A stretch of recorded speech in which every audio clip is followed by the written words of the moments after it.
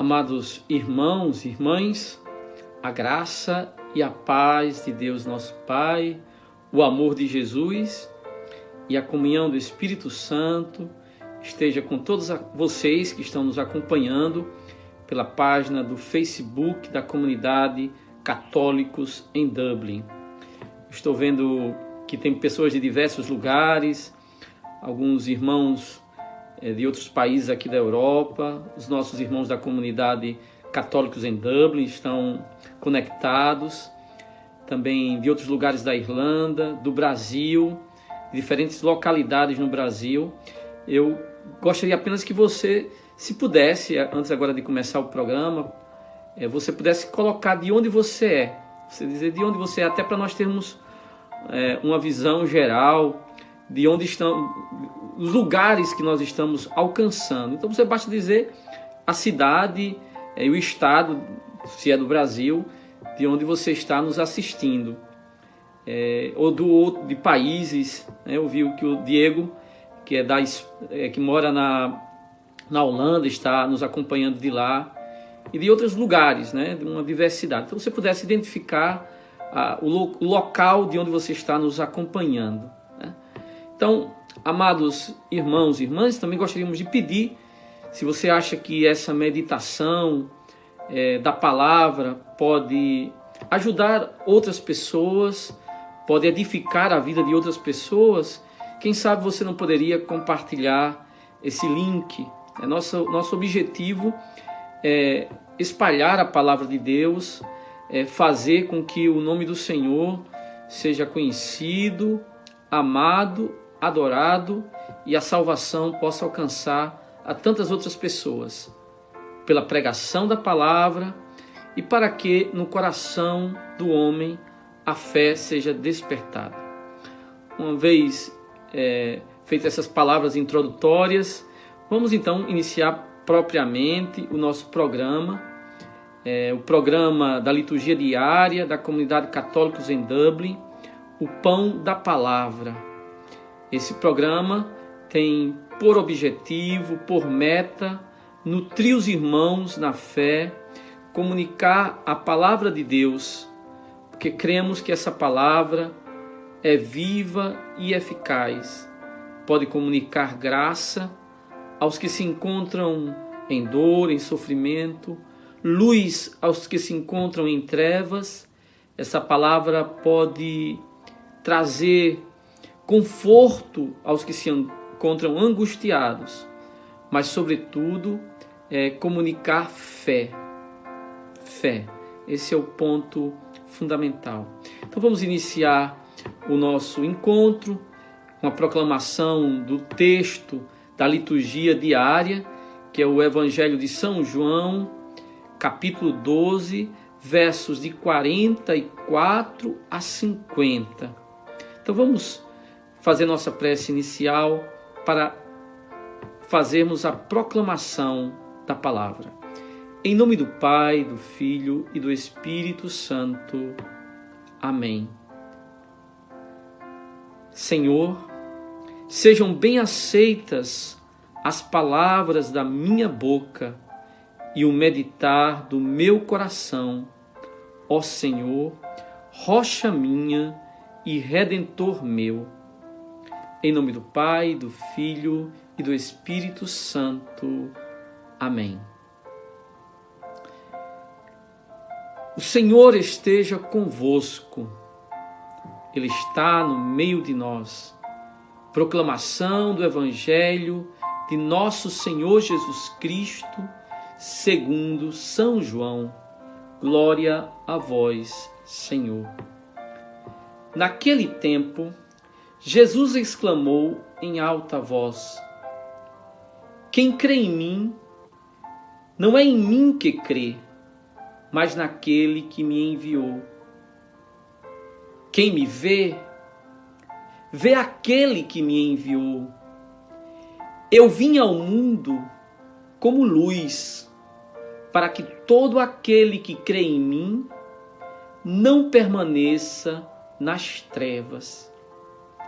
Se alguém ouvir as minhas palavras e não as observar.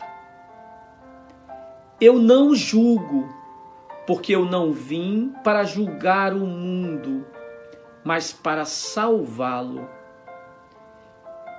Quem me rejeita e não aceita as minhas palavras, já tem seu juiz. A palavra que eu falei o julgará no último dia.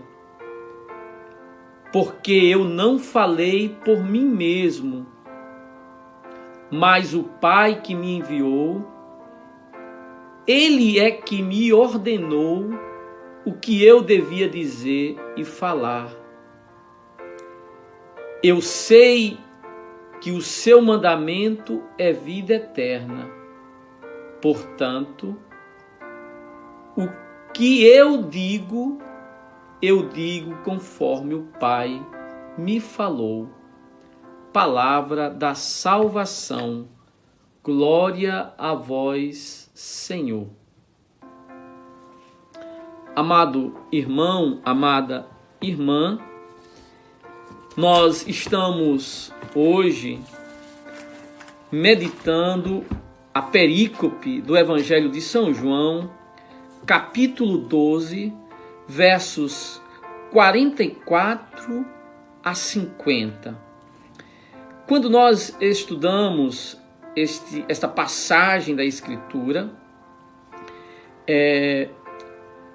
os comentaristas, os exegetas, costumam classificar essa passagem como um sumário. O que é um sumário? Como a palavra mesmo diz, um resumo de toda a missão de Jesus. É uma retomada de tudo aquilo que Jesus já disse e ensinou, em modo sintético. Aqui nós ouvimos nessas palavras do Senhor, primeiro, quem Ele é o enviado do Pai. Nós já sabíamos disso desde o começo, Ele tem dito, e aqui Ele retoma. Ele diz, é a luz do mundo, a luz aqui é a verdade. Ele veio trazer a verdade. Aqui também está presente a dimensão da fé, que salva. E aí também é presente a incredulidade, que é a causa da perdição. E, consequentemente, o juízo. Então aqui nós temos um resumo da missão de Jesus. O enviado que traz a luz, quando aceito, salva, quando rejeitado, no último dia, a condenação, por causa da rejeição dessa palavra. Então aqui nós temos um resumo, um sumário. Acho que é um texto curto, mas que sintetiza bem quem Jesus é, o que ele veio fazer e quais as consequências de aceitá-lo ou rejeitá-lo. Muito bem, comecemos, indo direto ao ponto, comecemos observando não apenas o que Jesus disse, mas como Jesus disse. Aqui é curioso que para nós cristãos não é normativo apenas o que Jesus falou, mas como Jesus falou. É importante estarmos atentos ao seu modus operandi, ou seja, como ele agia, o modo que ele fazia as coisas. Para nós, a nossa lei é Cristo. O que ele disse e o que ele fez, o modo como ele agiu, nós devemos observar, porque a vida cristã é uma imitação de Cristo, como nos diz aquele famoso livro de Thomas Kempis, que tem um título, A Imitação de Cristo. Veja, antes de dizermos o que Jesus falou, vamos ver como ele falou. O texto começa dizendo assim: Jesus clamou. O texto litúrgico traduz assim: ele exclamou em alta voz. Aqui em alta voz ele clamou, Em inglês, alguns textos eu vi loud voice. Aquele declarou publicamente, o texto que está na liturgia, no texto litúrgico daqui da Irlanda, diz declarou publicamente. O que isso quer dizer? Aquilo que Jesus disse, aquilo que Jesus falou, ele falou de um certo modo. Como foi que ele falou? O verbo grego é o verbo kraso, que quer dizer gritou. Fica feio dizer Jesus gritou, mas o termo é esse. Nós não encontramos essa expressão loud voice, pode ser isso, né? Gritou. Jesus falou de modo audível. Todos que estavam ali poderiam ouvi-lo. Jesus não disse o que disse sussurrando. Ele falou em alta voz, de modo claro e inequívoco. Aqui nós podemos aprender algo sobre o modus operandi de Jesus, que deve ser normativo para nós também cristãos. O que é? Nós temos no mundo uma série de grupos ou de religiões. Tem um grupo religioso que nós chamamos de esotéricos. O que quer dizer esotérico? Quer dizer, é alguém que esconde. Qual é o princípio do esoterismo? É conhecer o escondido e esconder o conhecido.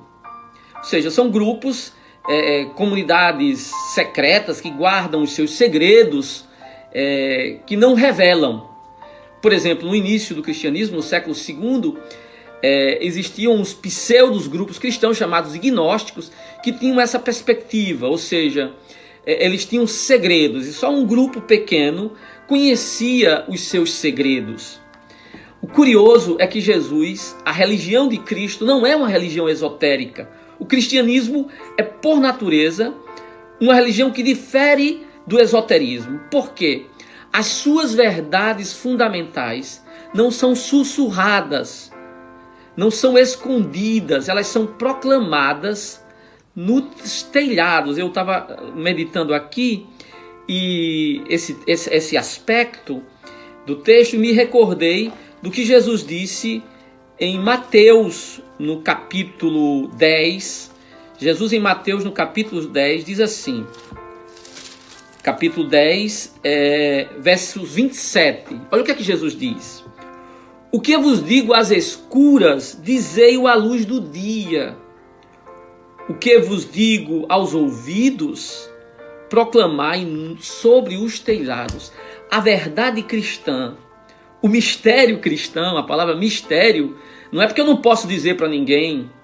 O mistério, ele deve ser proclamado, ele deve ser gritado. É isso que Jesus, a verdade sobre Jesus, sobre sua missão, ele não sussurrou, ele gritou, para que todos possam ouvir. O evangelho é para todos ouvir, é universal, é para todo mundo. Não tem um grupo seleto que conhece, nada mais contrário ao cristianismo do que essa perspectiva esotérica de querer esconder de segredos. Os segredos, os mistérios cristãos, é como Jesus falou aqui, tem que ser gritados, proclamados, para todo mundo ouvir. Uma outra questão sobre o que Jesus disse sobre si, sobre sua missão, a utilização do verbo kraso, quer dizer gritar, dizer em alta voz, dizer publicamente, não em segredo, é algo que também desafia o nosso mundo atual. Vamos dizer, a cultura contemporânea, onde as pessoas, a cultura que a gente vive, nós somos orientados, quase que se impõe aos cristãos hoje, não dizerem claramente no que acreditam. A gente às vezes fala que Jesus é a verdade, mas fica sem jeito de dizer.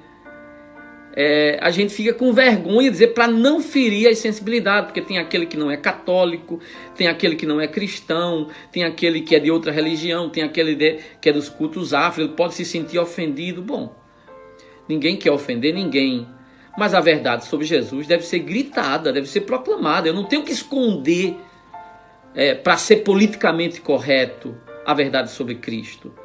A verdade de quem Ele é, do que ele veio fazer e de que a salvação vem por meio dele, deve ser gritada, deve ser proclamada. Não deve ser sussurrada como quem está com medo de dizer a verdade, porque não é politicamente correto. Eu não vou dizer porque alguém não concorda comigo, porque alguém pode se sentir ofendido. Como é que alguém pode se sentir ofendido se eu faço conhecer que existe um caminho de salvação e que é acessível a todos? Nós não devemos ter escrúpulos, não devemos ter medo de dizer as verdades sobre Jesus, sobre Cristo.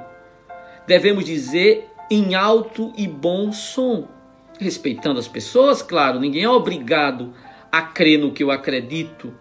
Religião não se impõe, religião se propõe. Agora eu não vou deixar de dizer o que eu acredito, porque alguém pode se sentir ofendido. Esses dias eu conversava com uns jovens que trabalham aqui na igreja.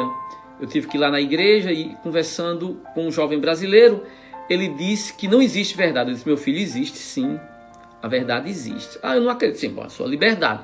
Agora eu tenho que lhe dizer claramente, a verdade existe e ela tem um nome, ela tem um rosto, chama-se Jesus Cristo. Eu recordo que uma vez eu estava fazendo uma visita a um professor em Caicó e ele me apresentou um jovem que estava em sua casa. E ele disse: esse jovem, ele é budista. Eu disse: que bacana, meu filho. Eu perguntei a ele: você está buscando a verdade? Ele disse: estou sim, Frei. Eu disse: pois continue buscando, que se você perseverar, você vai chegar em nosso Senhor Jesus Cristo. Ele é a verdade. Quem busca a luz, necessariamente vai encontrar Jesus. Ele é a verdade. Eu não vou ter escrúpulos de dizer essa verdade. De oferecer a minha convicção cristã sobre Cristo. Eu vou, como ele falou, eu vou gritar, ou seja, proclamar. Gritar quer dizer em alto e bom som. Gritar, esse é o sentido, não é gritar porque ganhar no grito, não é esse o sentido. Gritar aqui quer dizer que todos possam ouvir, que aquilo que eu estou dizendo seja audível. Então a verdade sobre Jesus tem que ser proclamada em alto e bom som. As pessoas aceitarão ou não, é a liberdade delas.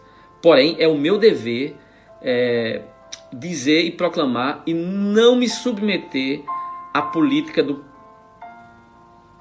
que está em nosso mundo, vamos dizer assim, do politicamente correto. Não é politicamente correto, eu tenho que dizer, falar de outro modo. Não, eu vou dizer com tranquilidade, com respeito, mas com clareza. Que todos que me escutarem tenham clareza da verdade de Cristo que eu professo. Muito bem, tendo dito isso, já entendemos aqui como Jesus falou, em alto e bom som, todos poderão ouvir, sem escamotear, sem sussurrar, mas dizendo claramente. Agora vamos ver o que foi que Jesus falou, que resume toda a sua missão. O que é que Jesus nos diz sobre si e sobre sua missão? Ele diz: quem crê em mim, não é em mim que crê.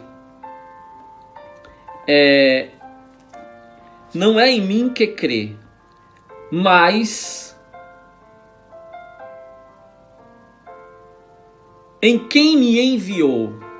Quem foi que enviou Jesus? O Pai. Depois ele diz outra frase: quem me vê, vê aquele que me enviou. Essas duas frases vão em paralelo. Crer e ver. Duas coisas importantes. Aqui é curioso. Normalmente a gente precisa ver para crer. Aqui é o contrário. Eu preciso crer para ver. Só aqueles que têm fé, é isso. A gente poderia pensar que posso inverter a ordem das coisas. Tanto faz dizer ver para crer ou crer para ver. Não.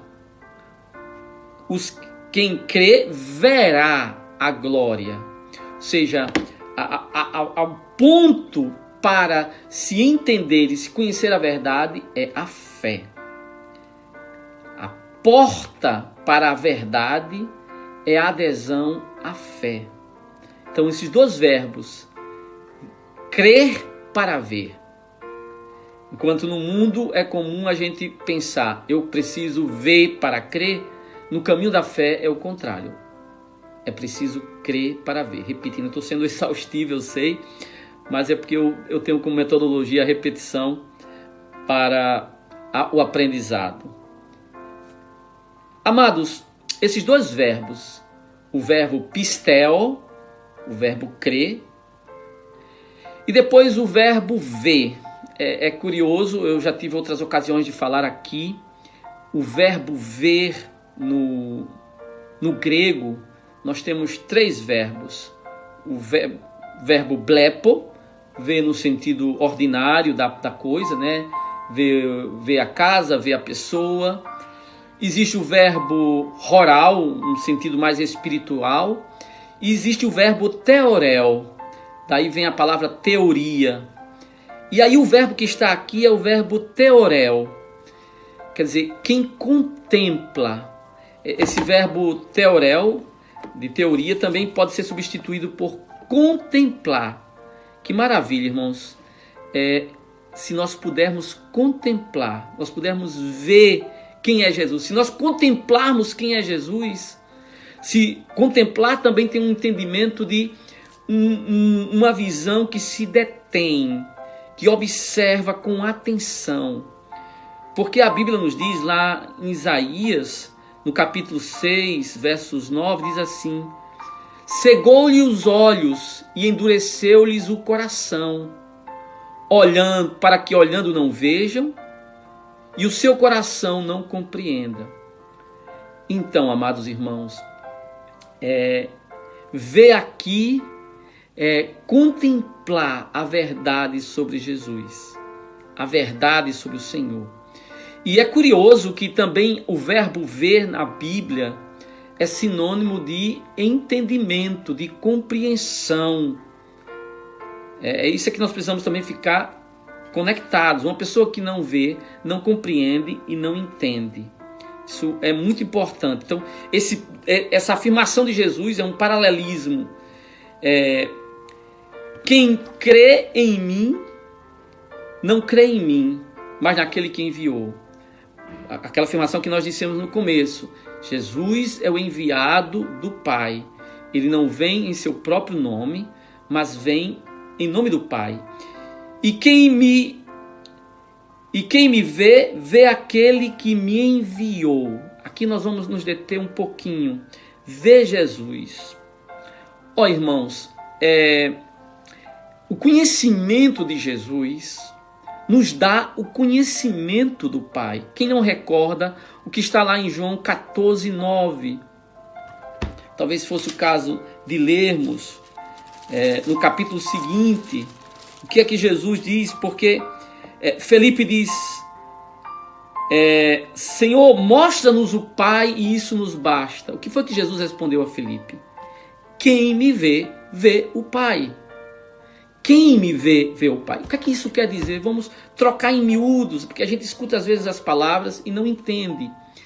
Se você conhece o Evangelho de João, você sabe que lá em João, no prólogo, no capítulo 1, versos 18, o evangelista João disse: ninguém jamais viu a Deus. Tanto é que se era proibido fazer imagens de Deus, não se podia fazer imagem de Deus, por quê? Porque ninguém jamais viu a Deus. Como é que você pode fazer uma imagem daquele que não é visível, só é audível? Muito bem, e João nos diz, ninguém, isso é João capítulo 1, versos 18, ninguém jamais viu a Deus. O Filho único, que está voltado para o seio do Pai, esse o deu a conhecer. Ora, o que é que João está dizendo? Que ninguém viu a Deus, e João está nos mostrando quem é Jesus. Jesus é o rosto visível do Deus invisível. Nós não podemos mais dizer isso, ninguém viu a Deus, nós vimos a Deus. Jesus disse a Felipe, quem me vê, vê o Pai. O conhecimento de Deus vem por meio de Jesus Cristo. Isso aqui é fundamental para nós. Isso aqui é fundamental para o nosso entendimento. Jesus é o rosto visível, como está lá na carta aos Colossenses. Ele é a imagem visível do Deus invisível. Jesus é o Deus encarnado. Para chegarmos a Deus, nós precisamos olhar para Jesus. Jesus é o caminho certo para Deus. Recordemos-nos o que ele nos disse no capítulo 10. Eu sou a porta. A porta quer dizer o meio. É o meio para Deus. Aqui é uma convicção que deve estar em nosso coração. Como eu posso conhecer a Deus? Como eu posso conhecer a verdade? Só existe um modo. Jesus Cristo. Quem me vê, vê o Pai. Ele não mostra a si mesmo. Ele é translúcido. Ver a Jesus é ver a Deus. Não podemos separar essas duas coisas. Repito, Jesus é o rosto visível do Deus invisível. Amados irmãos e irmãs, aqui é uma verdade. Jesus não é uma revelação. Jesus é a revelação. A revelação. Ele é a plenitude da revelação. A verdade sobre Deus nos vem através de Jesus Cristo. Que maravilha, né? Quando eu penso nisso, o meu coração exulta. Jesus é o rosto visível do Deus invisível. Nós vimos ao Senhor. Muito bem, depois no versículo 46, Jesus faz outra afirmação relevante que resume tudo sobre si. Jesus diz: eu, a luz, vim ao mundo para que aquele que crê em mim não permaneça nas trevas. Veja, o tema da luz é aqui apresentado novamente. Nós sabemos que esse tema da luz e da escuridão, mas sobretudo da luz, é tão caro ao Evangelho de João. Quem não lembra, quem não recorda, que esse tema aparece no prólogo do Evangelho de São João. No versículo 9, no versículo 4, diz: o que foi feito nele era a vida, e a vida era a luz dos homens, e a luz brilha nas trevas, mas as trevas não a aprenderam. E no versículo 9 diz: o verbo era a luz verdadeira, que ilumina todo homem. E no versículo 12: mas a todos que o receberam, deu-lhes o poder de se tornarem filhos de Deus. Bom, aqui o importante é observarmos o tema da luz, que vem ao mundo, mas o mundo prefere as trevas. Depois, no versículo 3, verso 19, também aparece o tema da luz. No versículo 8, também aparece o tema, versos 12, também aparece o tema da luz.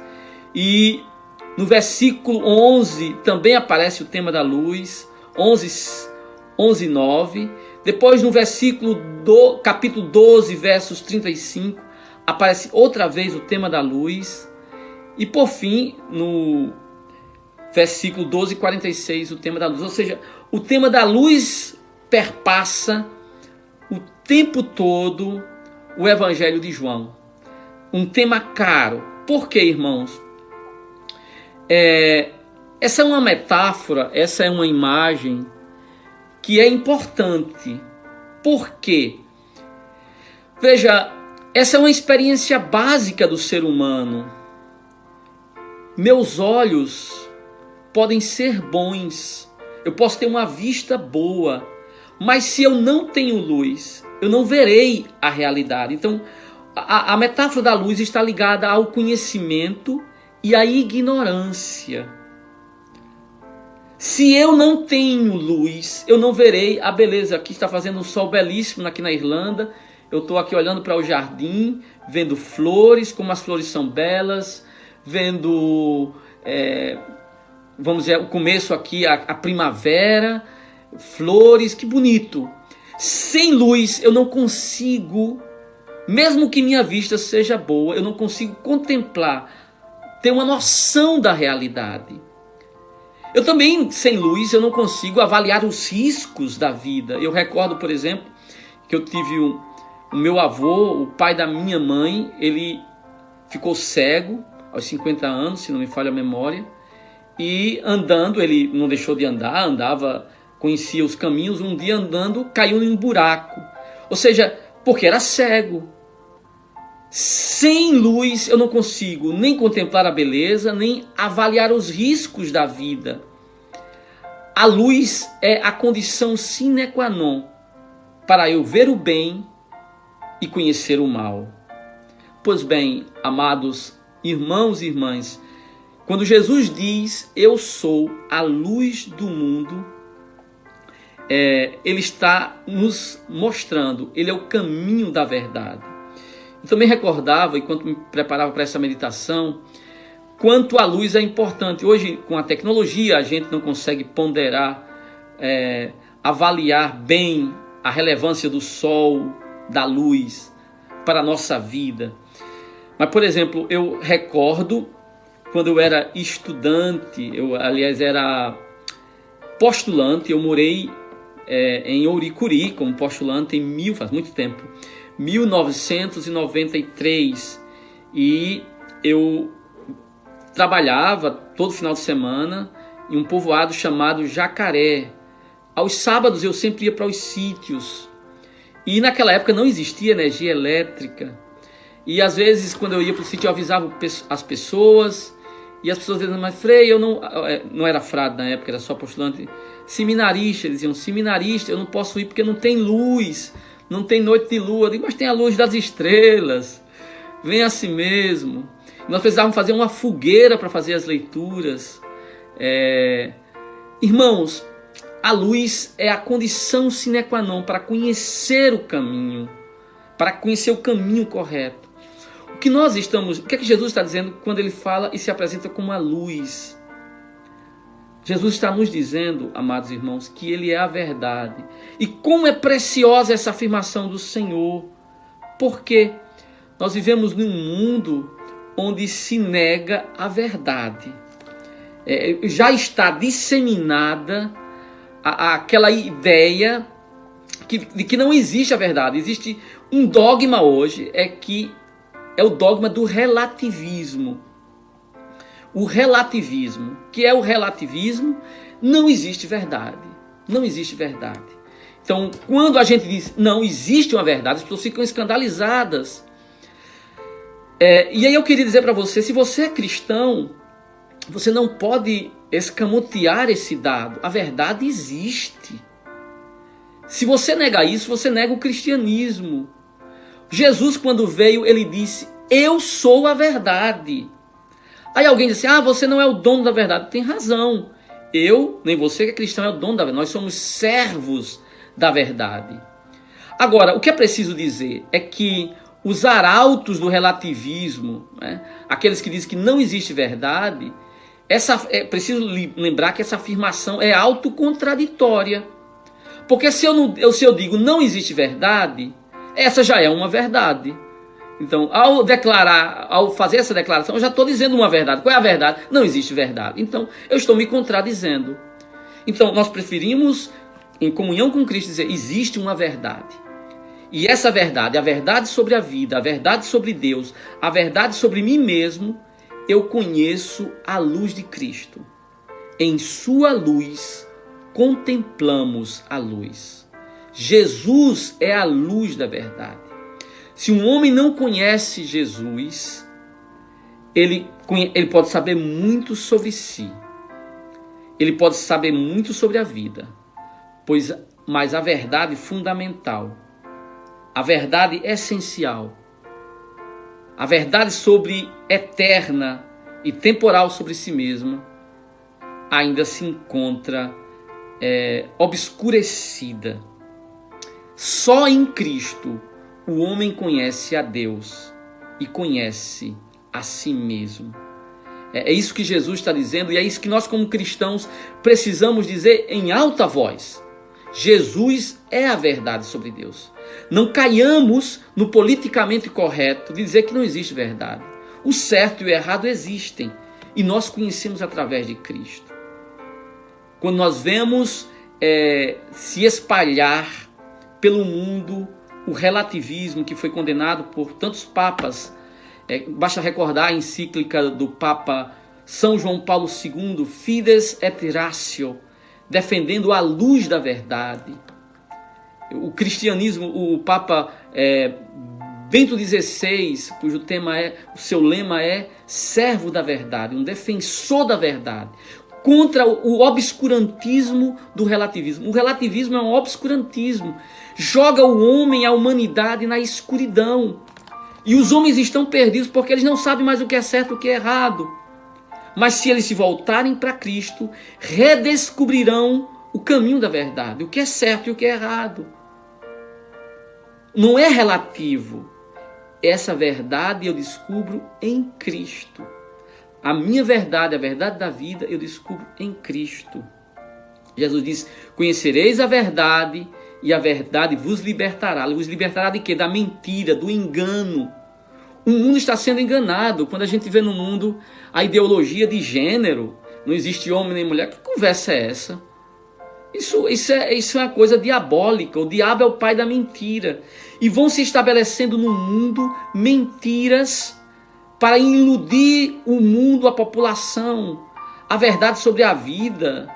A gente vê se descortinar sobre o mundo um véu de mentira sobre a vida.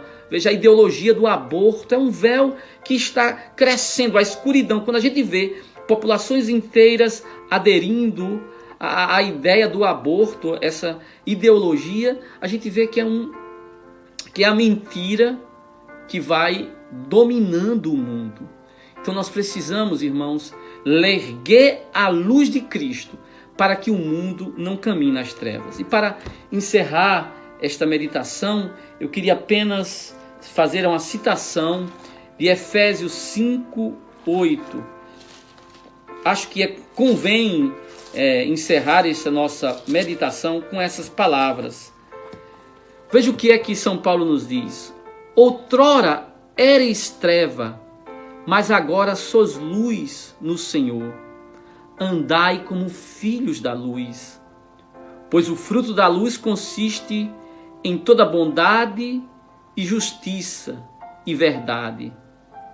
Procurai discernir o que é agradável ao Senhor, e não sejais participantes das obras infrutuosas das trevas, antes denunciai-as. Tudo o que é condenável é manifesto pela luz. Tudo o que é manifesto é isso que se diz. É por isso que se diz: ó tu que dormes, desperta, levanta-te dentre os mortos e Cristo te iluminará. Amados, busquemos viver na verdade. A verdade da vida, a verdade da nossa existência. Não existe coisa mais triste do que o homem que vive na mentira. Na mentira. E por vezes nós temos que ser sinceros, cada um consigo mesmo. Quantas vezes a escuridão da mentira se projeta sobre a nossa existência. E nós precisamos sempre de novo recordar que o nosso Salvador veio trazer a luz, a verdade sobre Deus, a verdade sobre a vida, a verdade sobre o mundo, a verdade sobre mim mesmo, a verdade sobre minha existência. Então, sua verdade você só conhecerá à luz de Cristo. Ele é a luz que veio. E quando eu rejeito a luz e ando nas trevas, amados, quando eu escolho este caminho, sobre mim se projeta o julgamento de Deus, porque escolhi a mentira e não a verdade. Irmãos, nós somos filhos da luz. Andemos em verdade. Nada é mais terrível do que andar na escuridão. Não podemos andar neste caminho. Amados, vamos agora encerrando esta meditação. Pedir ao Senhor a graça de acordarmos e vermos a luz e andarmos em Cristo, andarmos na luz de Cristo, andarmos no Senhor. E claro, é o próprio Senhor quem vai nos dar essa graça, essa luz, esse farol, essa tocha. Eu nasci em uma cidade no interior do Rio Grande do Norte chamada São Bento do Norte, Caiçara do Norte. Lá na cidade existe um farol, o farol Santo Alberto, beira da praia. E eu fico imaginando o quanto aquele farol é importante para os navegantes. Quando criança, quando a gente vinha no ônibus e eu começava à noite, quando começava a ver uma luz piscar, eu sabia: São Bento está perto, Caiçara está perto. Me mostrava a proximidade ou a distância. Pois bem, irmãos, que maravilha, que graça saber que o Pai Celestial enviou para os navegantes deste mundo, desta vida, um farol, Cristo Jesus. E quem se deixar guiar por essa luz, que brilha na escuridão e nas trevas desse mundo, num mundo marcado pela mentira, sobre você e sua vida, sobre o sentido deste mundo, sobre o sentido dessa existência. Mas a verdade sobre ela se descortina na medida que nós contemplamos a luz de Cristo. Que o Senhor nos abençoe, amados, e que a luz de Cristo brilhe na escuridão desse mundo, na densa escuridão. Sabe por que o mundo promove a escuridão, a mentira? Porque ele quer o seu naufrágio espiritual. Ele quer o meu naufrágio. E eu preciso toda vez recordar a verdade de Cristo para não ser tragado pela escuridão e pelas mentiras. Eu preciso outra vez repetir, nesse mundo de escuridão, nesse mundo de mentira, que a verdade de Cristo é ela que me guiará. Não aceite o relativismo, resista. Existe uma verdade, sim. Ela tem um nome, essa verdade tem um rosto. Jesus Cristo. Para mim é certo o que Jesus diz que é certo. Errado é o que Jesus diz que é errado. Não é a ONU, não é o professor universitário, não é aquele último teólogo que quer inventar uma novidade, quer ficar famoso. A minha verdade tem uma origem. Aquele que foi enviado pelo Pai. Aquele que nos faz conhecer ao Pai. Vamos fazer a nossa oração final pedindo a proteção da Virgem. Rainha do céu, alegrai-vos, aleluia, porque aquele que mereceste trazer em vosso seio, aleluia, ressuscitou como disse, aleluia. Rogai a Deus por nós, aleluia. Alegrai-vos e exultai, ó Virgem Maria, porque o Senhor ressuscitou verdadeiramente, aleluia. Ó Deus, que vos dignastes alegrar o mundo com a ressurreição do vosso Filho, nosso Senhor Jesus Cristo, concedei-nos, vos suplicamos a graça de alcançarmos, pela proteção da Virgem Maria, a sua mãe, a glória da vida eterna, pelo mesmo Cristo, nosso Senhor. Amém. Vamos receber agora a bênção. Você pode pedir ao Senhor que abençoe o seu dia, a sua vida, a sua família, o seu lar. O Senhor esteja convosco. Ele está no meio de nós. Abençoe-vos o Deus Todo-Poderoso. Vos livre da escuridão, vos livre da mentira, vos livre do engano deste mundo, vos livre do mentiroso, do tentador, de Satanás, de seus enganos e de suas seduções. E que a luz de Cristo resplandeça em teu coração, a luz de Cristo resplandeça em tua alma, em tua vida, em tua mente. Que o Senhor vos tire da mentira e vos traga para a maravilhosa luz de nosso Senhor e Salvador Jesus Cristo, para que o conheça, o ame e o adore. Abençoe-vos o Deus Todo-Poderoso, em nome do Pai, do Filho e do Espírito Santo. Amém. Um dia abençoado para você, irmão, e que não apenas o sol que brilha aí fora possa resplandecer sobre o seu rosto, mas que, sobretudo, a luz do sol da justiça, da luz do mundo que é Jesus, possa brilhar em sua alma e o seu coração. Um bom dia a todos. Louvado seja nosso Senhor Jesus Cristo.